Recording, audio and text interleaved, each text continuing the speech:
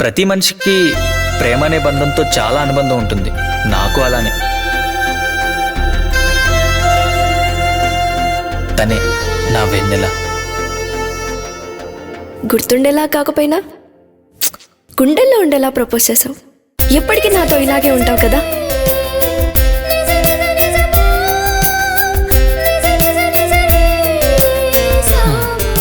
అయినా నిన్ను వదిలించుకోవడానికి ప్రేమించలేదు, వదిలించుకోలేనంత ప్రేమనివ్వడానికి నిన్ను ప్రేమించా.